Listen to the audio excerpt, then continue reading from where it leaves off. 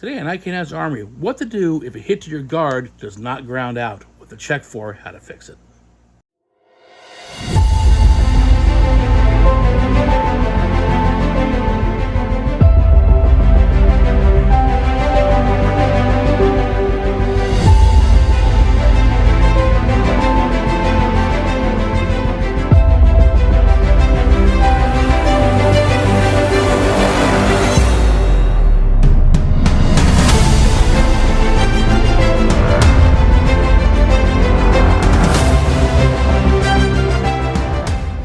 Okay, so you're fencing either foil or epee, take a hit to the guard, and you get a response. In foil, be an off-target hit, in epee, be a valid hit.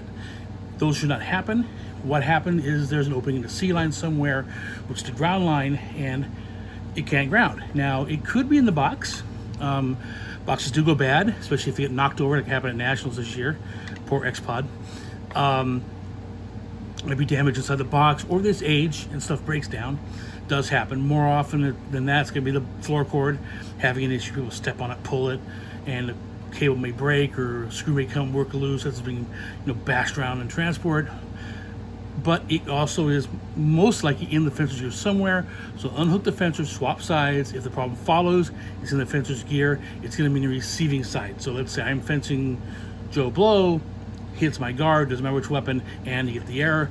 It's going to be my seal, and we determine the problem. If it's on my side, problem follows, it's in my gear. So where do you look? It could be the body cord. The C line number is, well, it's farthest away over here. It's A, B, and C's over here. It's 15 millimeters and 20 millimeters apart. So that's the C line, that's the ground. It could be it's in flex back and forth, and wire broke, the screw may have come out, happens a lot, and you lose that connection there. Or it could be also in the weapon.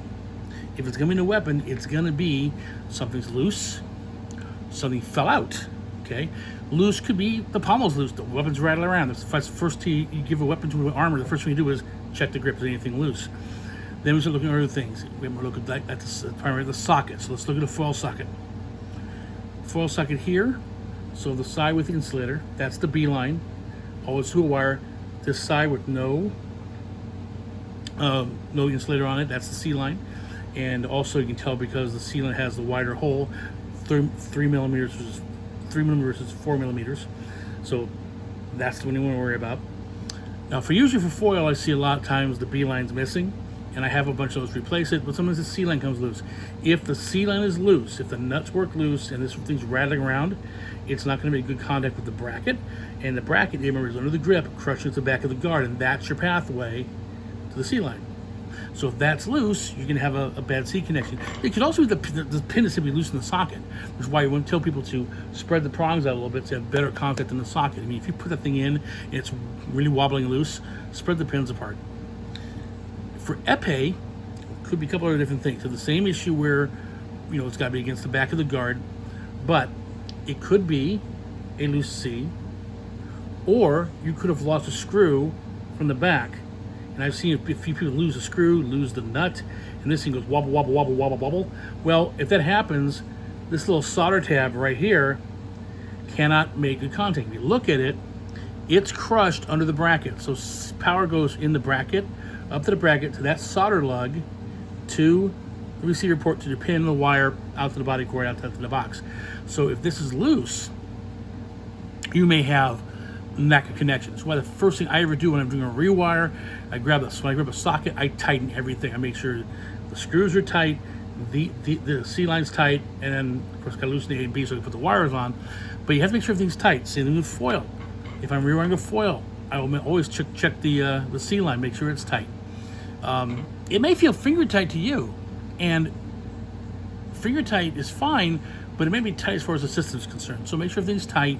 Just check it on a regular basis. Stuff does vibrate loose. You're bashing around with it, running in the car. Stuff gets damaged by use. So check it out. So if you have a problem where you're getting hit in the bell guard, and you're getting a response, instead of grounding out, something is loose and it's interrupting the C line, check those points, and they're easy to fix. Typically just tighten stuff up and you're fine.